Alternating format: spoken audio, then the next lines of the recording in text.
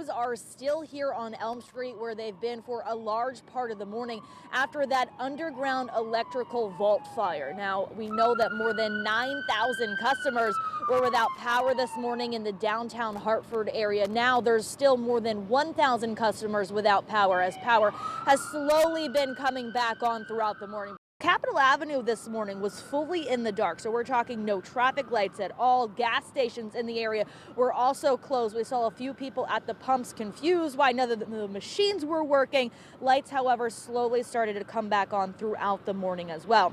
As you know, our studio at Fox 61 was also heavily impacted, and that's along with other buildings in the downtown Hartford area as well. That includes other corporations, other apartment complexes, etc. Now, buildings that have generators are now back up and running, but again, many are still without power. That's more than 1,000 customers still this morning. It's unclear exactly when crews are going to be finished wrapping up here on Elm Street. Again, traffic is impacted in just one direction this morning. People are still able to get off the roundabout and go up Elm Street here in the downtown Hartford area, but it's still unclear exactly when power will be restored to those more than 1,000 customers that are still in the dark this morning. So we're continuing to wait for updates and answers. As we know anything, we'll bring it to you on air, online, and on Fox 61 Plus. But for now, live in Hartford this morning, Lindsay Kane, Fox 61, Connecticut's news station. I'm here outside of Hartford Hospital, where you can see behind me some lights over in the parking garage area. The lights are back on in the street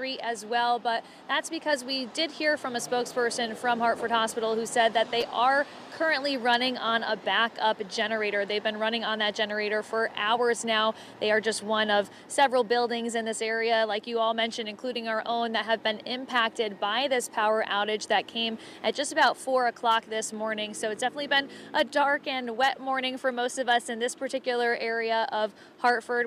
It has not impacted patient care here at this point because they have been able to operate on that backup generator. Small issues with some of their elevator services and things like that were disrupted, but the patient care is totally running as normal. And that's kind of what we're seeing here too.